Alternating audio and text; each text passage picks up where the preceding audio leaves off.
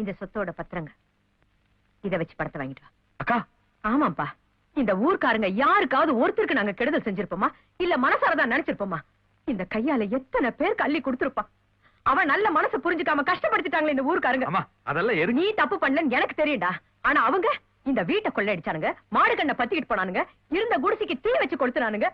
அத்தனையும் போனாலும் பரவாயில்ல, இருக்கிற இந்த சொத்தை வச்சு பணத்தை வாங்கி அவங்க பணத்தை அவங்களுக்கே திருப்பி கொடுத்து. என் பிள்ளையோட மானம் தான் எனக்கு முக்கியம். இந்த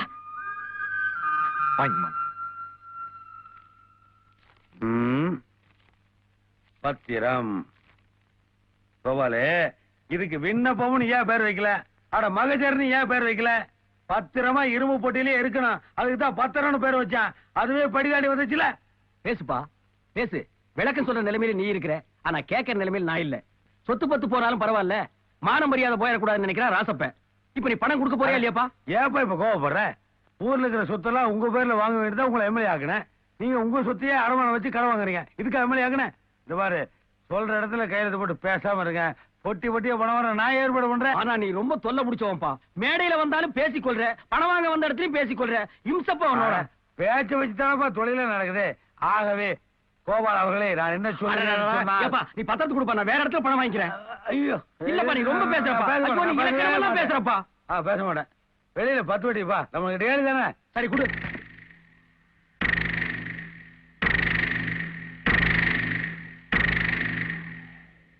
சார், பேங்க் புக்ல உள்ள ரெக்கார்ட் படி அவங்க கணக்குல போட்ட பணம் திருப்பி கொடுத்துறாங்கல்ல சார்? கொடுத்துறேன் சார். ஐயா கலெக்டரே, பேங்க் அதிகாரிங்களே, இவங்க பணத்தை இவங்க கிட்டே திருப்பி கொடுத்துருங்க. அதை நான் வேண்டான்னு சொல்லல. ஆனா அதுக்கு முன்னால இதுங்க கிட்ட 4 வார்த்தை பேசிக்கிறேன். 4 வார்த்தை தான் பேசுவேன். அதுக்கு மேல இதுங்க கிட்ட நான் பேசவே மாட்டேன். வணக்கம். உங்க பணத்தை எல்லாம் பேங்க்ல இருந்து கொள்ளையடிச்சிட்டாங்க. அதை திருப்பி தர்றாங்கன்னு சொன்ன வரிசையா நின்று வாங்க வந்துட்டீங்க. அது என்னப்பா அது? எவனாவது ஏதாவது கொடுக்குறாங்கன்னா லைன் கட்டி நிக்கிறீங்க. யாராவது இலவசமா அரிசி போடுறாங்கன்னா அதையும் வரிசையில் நின்று வந்து வாங்கிக்கிறீங்க. எவனாவது இலவசமா வேட்டி சட்டை கொடுக்குறான்னா அதையும் வரிசையில் நின்று வந்து வாங்கிக்கிறீங்க. ஆனா கொள்ளையடிக்க மட்டும் கூட்டம் கூட்டமா போவீங்க. அன்னைக்கு ஒரு தலைவர் செத்துட்டான்னு மெட்ராஸிய கொள்ளையடிச்சானுங்க அந்த ஊருக்கானுங்க. ஆனா நீங்க என்ன பண்ணீங்க? காடுகரை, வீடு வாசல், சொத்து பத்து போனாலும் பரவாயில்ல, தம் பேரு கட்டக்கூடாது, மானம் போயிடக்கூடாதுங்கிறதுக்காக எல்லாத்தையும் வித்து உங்க முன்னாடி பணமா வச்சுட்டு கட்ட வேட்டி சட்டியோட நிக்கிறான் ராசப்ப. அவன் வீடு வந்து கொள்ளையடிச்சீங்க. அவன் மாடு கண்ணுகளை புடிச்சிட்டு போனீங்க. அவன் இருந்து இந்த குடிசைக்கு நெருப்பு வச்சு சாம்பல் ஆக்கிட்டு இன்னைக்கு பணத்தை திருப்பி தராங்கன்னு சொன்ன உடனே ஒண்ணும் தெரியாது அப்பாவி மாதிரி பரிதாபமா நிக்கிறீங்களேடா. டே டே, நீங்க பெரிய ஆளுங்கடா, கச்ச கேப் மாறிடா நீங்க. இதுக்கு தான் நான் அன்னைக்கே சொன்னேன், எல்லா கட்சிக்காரங்க மாதிரி ஆட்சியில் இருக்கும் போது நீ லஞ்சம் வாங்கி பணம் சேர்த்து வச்சிருந்தீங்கன்னா இன்னைக்கு இந்த நாய்கள்லாம் வந்து ஓவிட்டு முன்னால கை கட்டி நிக்குமல்ல. நீ என்னமோ ஊரை திருத்துற, உலகத்தை திருத்துறன்னு உண்மை பேசுன. இவனுக்கு நல்ல வழியா தெரியாதுப்பா. தொல்லை கொடுத்துக்கிட்டே இருப்பானுங்க. அவன் செத்ததுக்கு அப்புறம் சிறை வைக்க அலைவானுங்க. இவனுக்கெல்லாம் இவனுக்கு ரூட்லயே போய் திருப்பி அடிக்கிறானுங்க பாரு. அவனுக்கு தாப்பா இவனுக்கு மாற போடுவானுங்க, கால் விழுந்து மரியாதை செய்வானுங்க. அவனுக்கு தாப்பா இவனுக்கு கரெக்ட். ஏப்பா இவனுக்கு என்னைக்குப்பா நல்லவன் கெட்டவன் பார்த்து ஓட்டு போட்டுருக்கானுங்க? இவனுக்கு கணக்கு என்ன? ஒரு ஓட்டுக்கு ஒரு பித்தளை கூட, ஒரு பித்தளை சொம்பு, ஒரு பித்தளை பாறான்னு தானப்பா போட்டுருக்கானுங்க. இவனுக்கு ரேஞ்சுக்கு அதை ஒரு நாள் பிசினஸ் ஆக்கி கரெக்ஷன் பண்ணிட்டானுங்க. அவனுக்கு ரேஞ்சுக்கு அதை 5 வருஷம் பிசினஸ் ஆக்கி லஞ்சம் பேர்ல கரெக்ஷன் பண்ணிட்டு இருக்கானுங்க.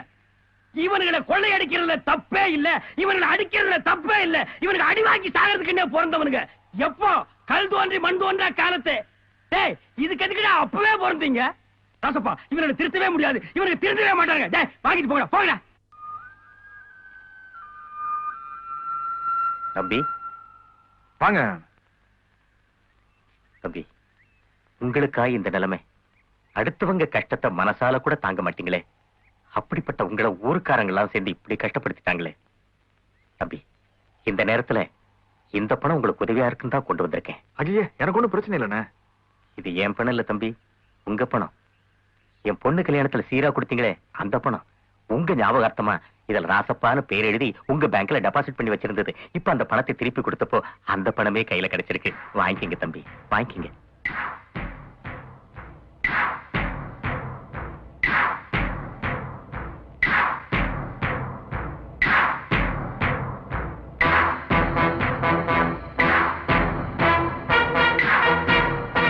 எனக்கு போதும். ஊத்தாதீங்க.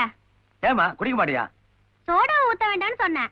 அப்படின்னா நான் ராவா தான் குடிப்பேன். அப்பா பெரிய டிக்கெட்டா இருக்கும் போல இருக்குதா? மாமா, எப்படி நம்ம கேஷியர் மாப்ள, பேங்க் ஆரம்பிச்சதுல பெரிய விஷயமே இல்ல. கல்லாவில் இப்படி ஒரு ஃபிகர் உட்கார வச்சு பாத்தியா, அதான் நத்திங் பட் கலக்கலாய் போச்சு. இப்போ நம்மளால களத்து மேட்லயும் கலப்பையும் பார்த்தே காஞ்சி போய் கிடந்தாங்களா இப்படி ஒரு கவர்ச்சி பார்த்த உடனே கன்ஃபியூஸ் ஆகி காசுகளை பூரா கொட்டிட்டானுங்க. சரி எந்த ஊர் நீ? கும்பகோணம். கும்பகோணமா? அட ரொம்ப நெருங்கிட்டியா. கும்பகோணத்துல தானே என் அரசியல் வாழ்க்கைய ஆரம்பிச்சேன். பரமசிவம், இப்படி பேசி பேசியே தாண்டா 30 வருஷமா நீ காலை தோண்டிட்டு இருக்க. ராசப்பா, நீ வருவீன்னு எனக்கு தெரியும். மன்னிப்புக்காக தானே வந்த. அதே எதுக்கு அல்ல கைகிட்ட பத்திரத்தை கொடுத்து அனுப்பிச்சேன். நீ வந்திருந்தா பத்திரமே இல்லாம பணம் வாங்கிட்டு போயிருக்கலாம்ல. பணம் வாங்குறதுக்காக வரல, பட்டை எடுக்கிறதுக்காக வந்திருக்கேன். பட்டை இல்லைப்பா, ஃபாரின் சரக்குன்னு தானே சொன்னேன். இத கழுகு மூடி பாரு. அதான் கழுகு, அது குழந்தைங்கிறதுக்கு தானே வரும். நீங்க எல்லாம் உயிரோட இருக்கீங்களா? தப்பாச்சே. ஐயோ, டேய், டேய்.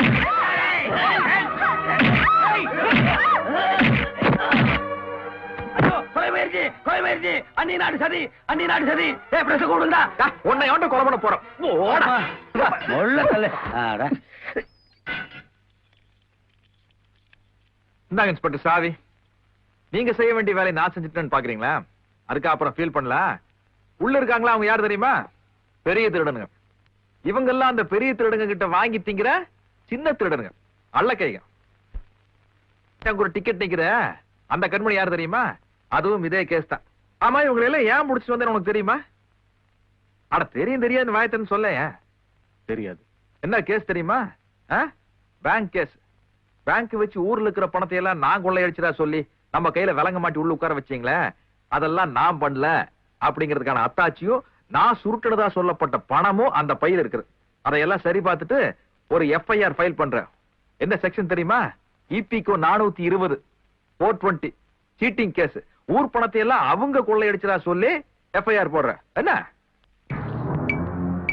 நீங்க பண்ண முள்ள மாதிரி தனத்துக்கு முடிச்ச வைக்கத்தனத்துக்கு உங்களை மிதிச்சு கொண்டு போட்டு உங்களுக்கு பதிலா நான் உள்ள இருந்திருக்கணும். ஏன் அப்படி பண்ணல தெரியுமா?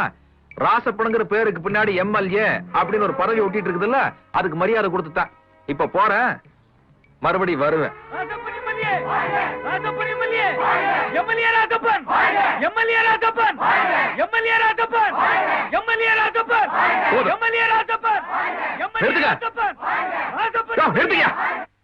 எதுக்கெல்லாம் இப்ப வாழ்க்கைன்னு சொல்றீங்க?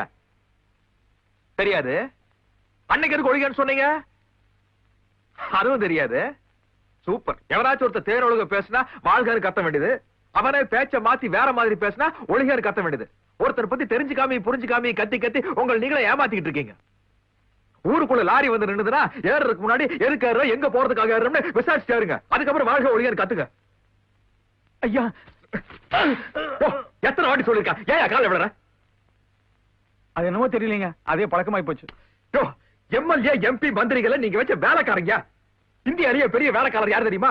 பிரதம மந்திரி. தமிழ்நாட்டிலே பெரிய வேலைக்காரர் யார் தெரியுமா? முதல் மந்திரி. இத நான் சொல்ல, இந்திய அரசியல் அமைப்பு சொல்லுது. அந்த பெரிய வேலைக்காரங்க கிட்ட இந்த முதலாளிகளோட தேவைகளை எல்லாம் சொல்லி பூர்த்தி செஞ்சு வைக்கிற சின்ன வேலைக்காரங்க இந்த எம்எல்ஏக்களும் மந்திரிகளும். ஒரு ஏஜென்ட் மாதிரி, ஒரு போஸ்ட்மேன் மாதிரி.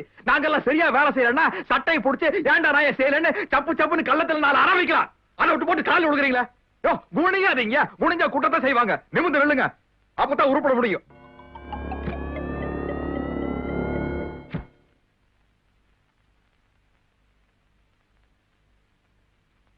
வணக்கம் சார்.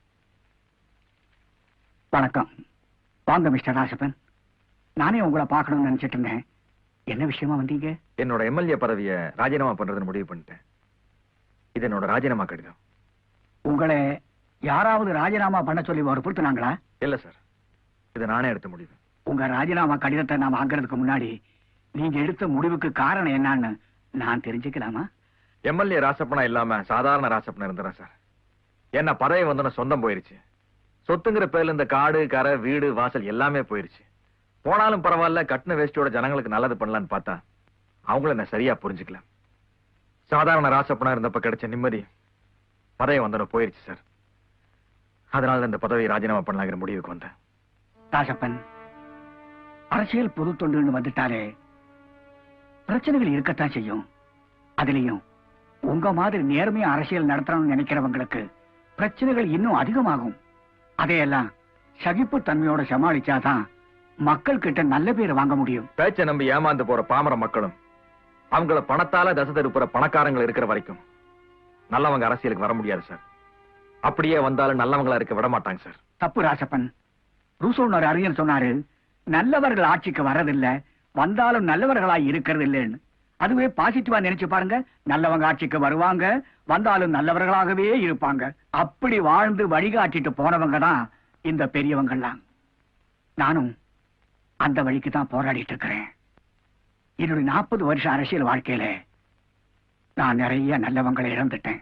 அதனால்தான் உங்க மாதிரி நேர்மையான அரசியல்வாதி இழக்க நான் விரும்பல. எங்க கட்சி சார்பா உங்க தொகுதியில யாரை நிறுத்தினாலும் எனக்கு ஒரு எம்எல்ஏ கிடைப்பான். ஆனா ராசப்பங்கிற ஒரு நல்ல மனுஷன் கிடைக்க மாட்டான். எனக்கு வேண்டியதெல்லாம் நல்லவங்க தான். உங்களுக்கு பிடிக்கலன்னா எம்எல்ஏ பதவியை ராஜினாமா பண்ணிடுங்க. ஆனா அதுக்கு முன்னால நீங்க மந்திரியா இருந்து சேவை செய்யறீங்க, செய்யணும். டேய், நான் வெளியவே வர முடியாதுங்கிற நம்பிக்கையில தான் ராசப்பேனை உள்ள வச்சுட்டு போனேன். வெளியில வந்து பாத்தியா விஸ்வநாதா, நம்ம நாட்டிலேயே ஈஸியான செக்ஷன், ரொம்ப கௌரவமான செக்ஷன் 420 தான். இப்போ லட்சக்கணக்கில் நான் ஃப்ராடு பண்ணா நம்ம ஏரியாவுக்குள்ள மட்டும் பேசிக்கிறேன். இதுவே நான் கோடிக்கணக்கில் ஃப்ராடு பண்ணி வையே அகில இந்த ஏரியாவில் பேசுவேன். தப்பி தவறி நான் துபாய்க்கு பிளைட் ஏறிந்தேன்னு வையே இங்கிருந்து டெலிபோன்லயே பேட்டி கேண்டு பேப்பர்ல போடுவேன். மிஸ் ஆயிருச்சு போ. ஏடா ராசப்பா ஊர்ல இருக்கானே? மெட்ராஸ் போயிட்டாருங்க. மெட்ராஸ் போயிட்டாரு. நீங்க எப்ப பார்த்தாலும் கூட்டத்தை கூட்டி பேசிட்டே இருக்கீங்க. அவன் பேசாமலே பதவியை வாங்கிட்டான்ல. என்னடா சொல்ற? புதிதாக மாற்றியமைக்கப்பட்ட மந்திரி சபையில் காளியாபுரம் சட்டமன்ற உறுப்பினர் திரு ராசப்பன் அவர்களை உள்துறை அமைச்சர் பதவியில் நியமித்திருப்பதாக முதலமைச்சர் இன்று அறிவித்தார். அவருடன் சேர்ந்து மேலும் 2 மந்திரிகள் புதிதாக ஏய், 1000 தான் இருந்தாலே ராசப்பன் நம்மால எம்எல்ஏவாய் மந்திரியா இருக்கேன். வரவேற்பு தடபுடலா இருக்கணும். என்னென்ன ஆட்டம் இருக்குதோ எல்லாம் ஏற்பாடு பண்ணுங்கடா. கரகாட்டம், மயிலாட்டம், குயிலாட்டம், ஒயிலாட்டம், ரிக்காட்டர்ஸ் கூட ஏற்பாடு பண்ணுங்கடா. இந்த மாதிரி பாண்டு வாத்தி அடிக்கிறாட்டி காதை கிழிச்சிருவானே. அவன் கழுத்துல விழுற முதல் மாலை எம்மாலையா இருக்கணும். என்னங்க இது, நம்மள மதிக்காம போய் மந்திரியா இருக்க, அவனுக்கு போய் மாலை போட்டு மரியாதை செய்யறீங்க. என்னடா பைத்தியக்கார மாதிரி பேசுற? மாலை 2 விஷயத்துக்கு போடுவாங்க. நல்லதுக்கு போடுவாங்க, கெட்டதுக்கு போடுவாங்க. மாலை மட்டுமா போடுவேன்? அவன் மாலை கத்தி சொல்லுவில்ல, அவனை கத்தியில குத்தும் போதே அவன் ஐயோன்னு போற சத்த வெளியில கேட்க கூடாது. பாத்தியா, அந்த சத்த வெளியில கேட்க கூடாது. அதுக்கு தான் பாண்டு வாத்திய சத்த காதை கிழிக்கோன்னு சொன்னேன். டேய், அவன் என்னை தமாஸ்காரன் நினைச்சிட்டு இருக்கேன். நான் சிரிக்கும் பேசுவேன், சீரியஸாவும் திங்க் பண்ணுவேன். சீரியஸா திங்க் பண்ணு வைய ரத்த சிந்து, அது அவனுக்கு புரியணும். படுத்தலையா? இங்க வாடா, கதையா சொல்லிருக்கேன். ஒரே குத்து உயிர் போகணும், புரியுதா? போலீஸ் பந்தோபஸ்து. போலீஸ் இருந்தா வரத்தான செய்வாங்க. வாங்குற சம்பளத்துக்கு வந்து நிக்காம இருப்பாங்க. நீ குத்தும் போது ஜனங்க குறுக்கு வராம பாத்துவாங்க, புரியுதா? சரிங்க. ஓ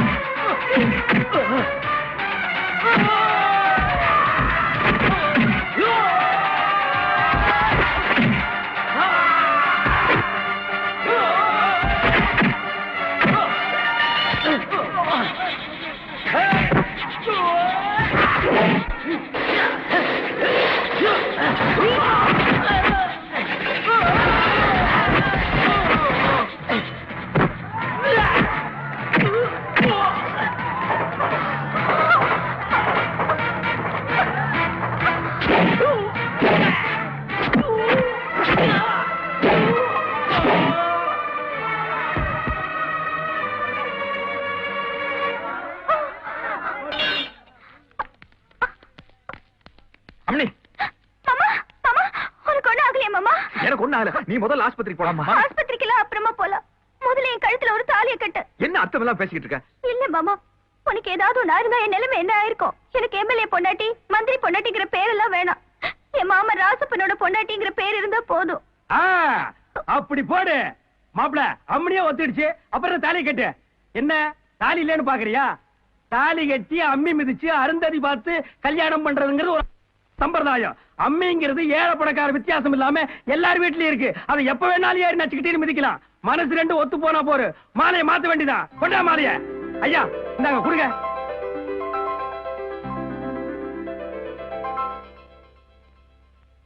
அடிக்கிறா கட்டி மேல அடிங்க. எங்க மாமா சொன்னதாங்க சரி. மனசு ரெண்டு ஒத்து போயிருச்சுன்னா தாலி சடங்கு சம்பிரதாயம் எதுவுமே தேவையில்லை. இன்னையில இருந்து இவ என் பொண்டாட்டி. இவள காலம் பூரா கண்கலங்காம சந்தோஷமா வச்சு காப்பாற்ற வேண்டியது என்னோட பொறுப்பு. அதே மாதிரி என் மாமா மனசு நோகாம அவரோட சந்தோஷமா வாழ்க்கை நடத்த வேண்டியது என் பொறுப்பு. ஐயா உங்க பங்குக்கு நீங்க ஏதாவது பேசுங்க. படிப்பறிவே இல்லாம இருந்த ராசப்ப இன்னைக்கு பகுத்தறிவு சிந்தனையோட எனக்கு மாப்பிள்ளையா கிடைச்சதுக்கு நான் ரொம்ப கொடுத்து வச்சிருக்கேன். கரெக்டா கண் டைமுக்கு வந்த பாத்தியா? நீ எங்க வந்த? அவங்க தள்ளிட்டு வர்றாங்க. தாலியே இல்லாம கல்யாணமா? புரட்சிகரமா தான் இருக்கு. அதே மாதிரி தப்பு பண்ணாலும் பரவாயில்லன்னு எங்க விலங்கு அவுத்துட்டீன்னு வையே, எப்படி இருக்க? அவுத்துட சொல்லப்பா. அவுத்து விட்டுருவோம், நீ விலங்க வித்துருவ. யோ மன்னிக்கிற மனோபாவம் பெருகணையா? அப்பதான் மனித சமுதாயம் உயரும். அது மனுஷங்களுக்குப்பா, உன்ன மாதிரி அனிமல்ஸுக்கு இல்ல. நீ நேர்மையா நடந்தா இந்த கதி வந்திருக்கும். இந்த மாதிரி கெட்ட வார்த்தையில என்கிட்ட பேசாத. செத்து போன்னு சொல்லி சாகுற. நேர்மையா என்னடா அர்த்தம்? அதுக்கான பொது வழக்கு வந்த இதுக்கு தான் வந்திருக்கிற. இன்ஸ்பெக்டர் சார், இந்த ஜென்மத்தை மட்டும் தனி ஜெயில கொண்டு போய் அடைங்க. மத்த கைதிகளோட சேர்த்துறாதீங்க. அவங்க எல்லாத்தையும் கெடுத்து வச்சிருவான். பொது வாழ்க்கைக்குன்னு வந்தா இதெல்லாம் அனுபவிச்சு தாண்டா ஆகணும். ராசப்பா, அடுத்த வாரம் நீயும் சம்சாரமும் ஆளுக்கு ஒரு பேப்பர் வாங்கிட்டு வந்து ஜெயில பாருங்க. பேப்பர் எதுக்கு? சுயசரிதை எழுதணும்ல. என்ன இருக்கு உனக்கு சுயசரித்திரம்? அண்டா திருடுனது, குண்டா திருடுனது, செவரேறி குதிச்சது, பொம்பளைய புடவை உருவுனது, தெருவிலேயே செருப்படி வாங்கிட்டு ஓடனே, அதெல்லாமா? படிச்சா எவ்வளவு இன்ட்ரெஸ்டிங்கா இருக்கு. புரியாத வெக்கப்படுதான்னு பாருங்க.